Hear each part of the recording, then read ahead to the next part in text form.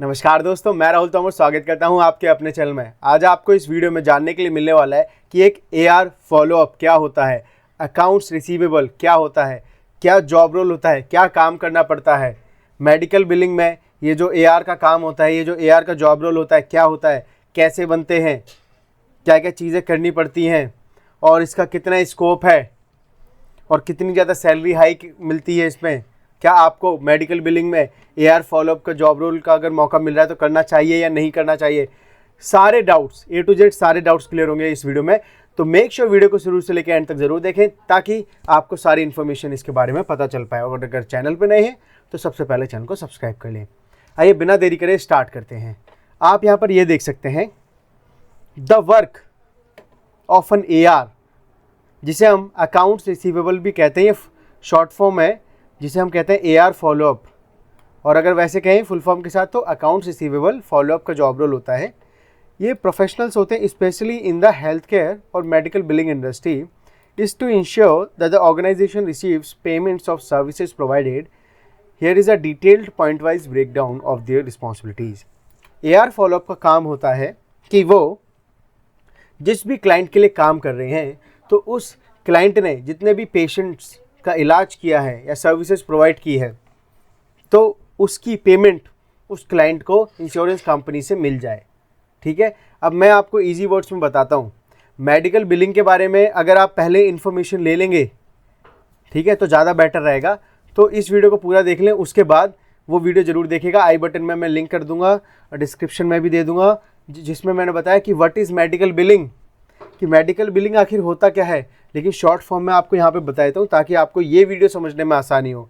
एक medical billing ये होता है कि देखिए, इंडिया में ये एक ऑप्शन है कि आप हेल्थ इंश्योरेंस लेना चाहते हैं या नहीं लेना चाहते हैं। मोस्टली बहुत कम लोग यहाँ पे लेते हैं, लेकिन यूएस वगैरह में क्या होता है, वहाँ पे मोस्टली सबके पास हेल्थ इंश्योरेंस होता है।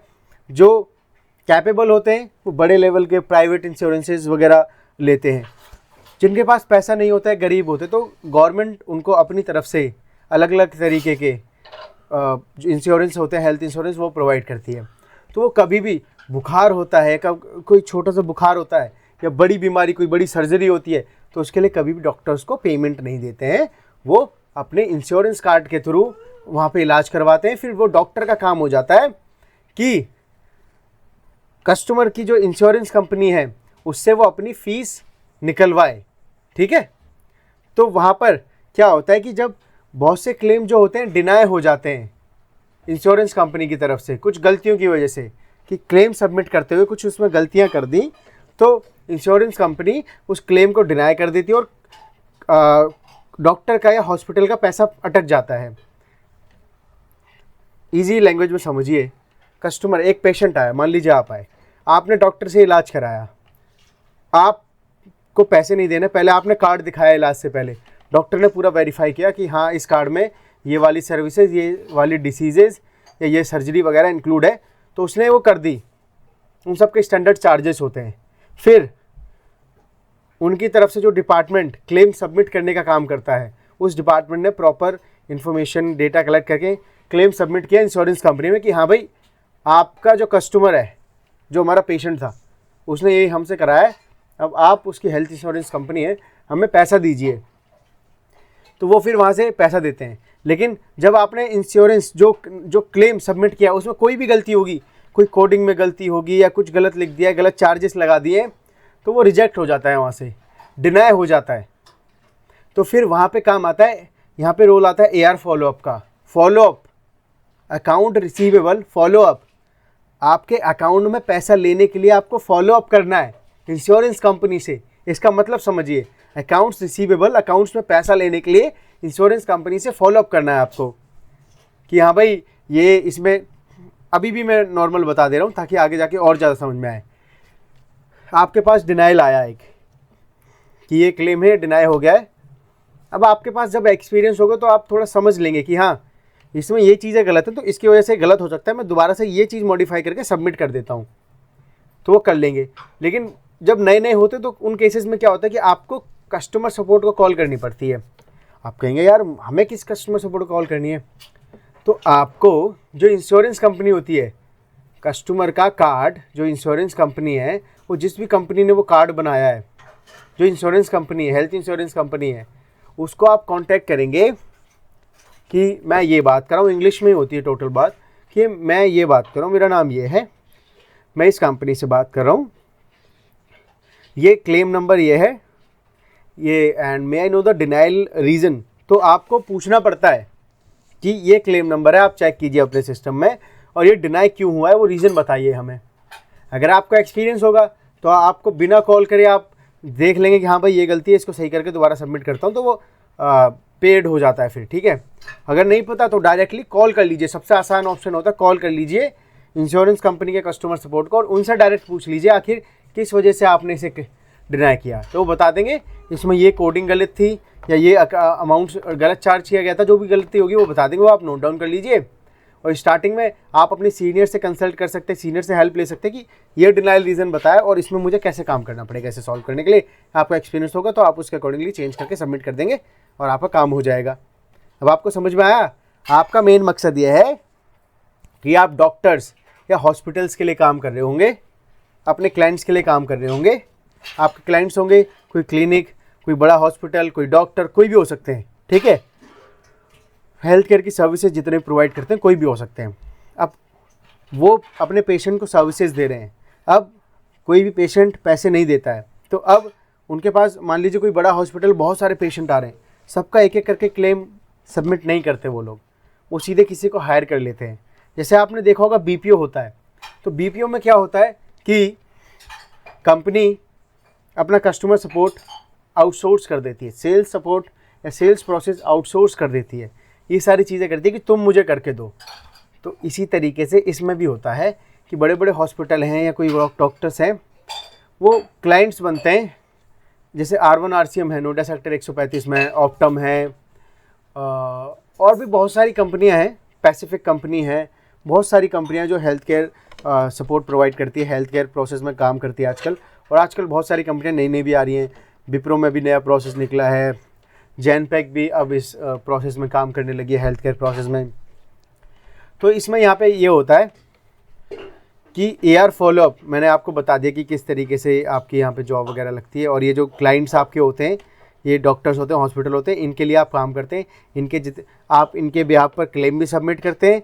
क्लेम अगर डिनाई हो जाते हैं तो आप जब AR फॉलोअप का काम कर रहे होंगे तो उन डिनाइल को अच्छे से रीड आउट करके या समझ के कि आखिर इसमें क्या गलती है, या कस्टमर सपोर्ट को कॉल करके इंश्योरेंस कंपनी की क्या गलती है, फिर दोबारा सबमिट करेंगे ताकि पैसा आ सके डॉक्टर के अकाउंट में।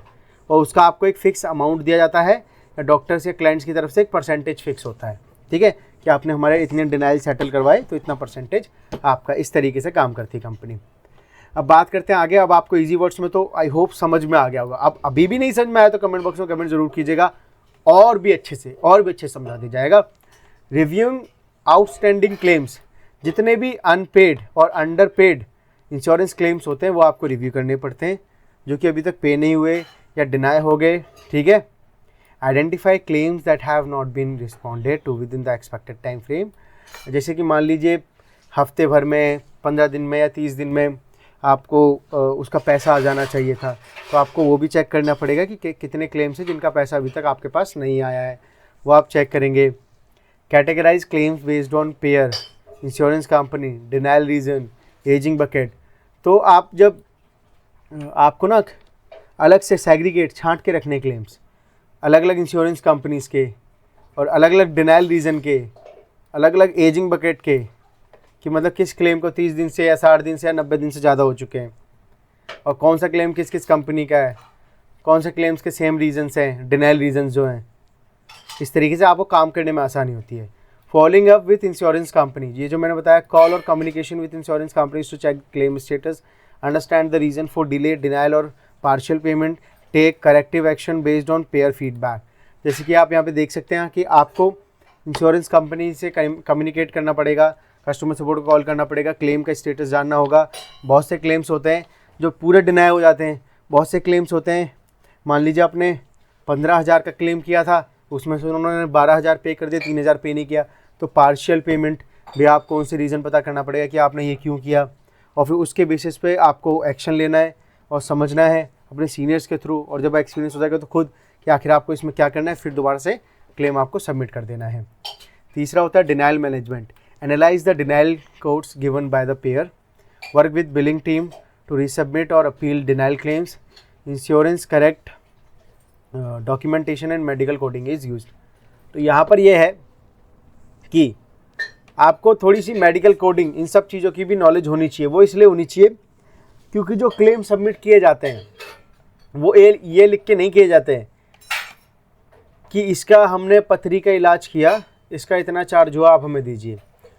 जो इंश्योरेंस कंपनीज़ हैं उन्होंने हर एक डिसीज़ के छोटी छोटी चीज़ों के कोड्स डिफ़ाइन कर रखे हैं कि अगर ये वाली बीमारी थी या ये था तो इसके लिए ये कोड अप्लाई कीजिए। तो मेडिकल कोडिंग वहाँ पे आती है। अगर आप जानना चाहते हैं कि मेडिकल कोडिंग क्या होता है, मेडिकल कोडर का काम क्या होता है, तो कमेंट बॉक्स में कमेंट ज़रूर कीजिएगा, नेक्स्ट वीडियो उसी पे बना दी जाएगी। ठीक है, तो यहाँ पे आपको एनालाइज करना पड़ता है कोड की। कोई जैसे कि मान लीजिए क्लेम आपने खोल लिया सामने, अच्छा हाँ शायद इसमें ये क्लेम गलत है, ये कोड हमने गलत डाला, इस वजह से डिनाई हो गया होगा। या फिर work with billing team to resubmit, जब आपको पता चल गया कि हाँ इसमें ये रीज़न है तो सबमिट आप नहीं कर सकते। आपको जो बिलिंग टीम होती है जो क्लेम करती है उसको भेजना है कि दोबारा से क्लेम करो, ये चीज़ें सही करके, correct documentation and medical coding के साथ करके दोबारा से करो। पेमेंट पोस्टिंग रिव्यू होता है, cross verify payments received against expected amount, notify if there are under payments, over payment और miss posting, coordinate with payment posting teams to fix discrepancies. यहाँ पे यह कि यहाँ पे पेमेंट पोस्टिंग टीम भी होती है जो कि पेमेंट पोस्ट करती है कि इतनी पेमेंट हमारे पास आई है, तो आपको वो भी वेरीफाई करना होता है कि कहीं हमारे पास कम पेमेंट तो नहीं आई है या ज़्यादा पेमेंट तो नहीं आ गई है या हमारी पेमेंट मिसिंग तो नहीं है। तो पेमेंट पोस्टिंग टीम के साथ कोऑर्डिनेट करके आपको ये सारी चीज़ें सॉल्व करनी होती है। डॉक्यूमेंटेशन और रिकॉर्ड कीपिंग करना होता है कि maintain notes to every follow up activity, update the billing system with current claim status and next steps, track communications for future reference और ऑडिट। यहाँ पे आपको सारे फॉलोअप्स के प्रॉपर डॉक्यूमेंट और एक्टिविटी मेंशन करनी होती है। ठीक है, ये सारी चीज़ें यहाँ पे है। और coordinate with internal teams, work with coders, billers and payment posters to dissolve claim issues. तो यहाँ पे ऐसा है कि आपका ऐसा नहीं कि AR फॉलोअप है तो अपनी काम से मतलब रखना पड़ेगा। अगर कोडिंग की गलती है तो आपको कोडर से कांटेक्ट करना पड़ेगा, जो कोडिंग टीम होगी। पेमेंट कम आई है नहीं, मतलब जो क्लेम है वो गलत तरीके से क्लेम किया गया है तो बिलर से बात करनी पड़ेगी। पेमेंट अगर कम ज़्यादा या कुछ आई है तो पेमेंट पोस्टर से बात करनी पड़ेगी। और इन सारे डिपार्टमेंट्स के साथ इंटरनली मिल के काम करना होगा। और क्लेम्स को मेन मकसद सबका ये रहता है कि आप जिन क्लाइंट्स के लिए, कस्टमर्स के लिए, मतलब जो हॉस्पिटल हैं, जिन डॉक्टर्स के लिए काम कर रहे हैं, कैसे भी जो अमाउंट डॉक्टर को मिलना चाहिए इंश्योरेंस कंपनी की तरफ से वो आप ला के दें इंश्योरेंस कंपनी से निकाल के, और डॉक्टर आपको उसकी कुछ परसेंटेज प्रोवाइड करता है।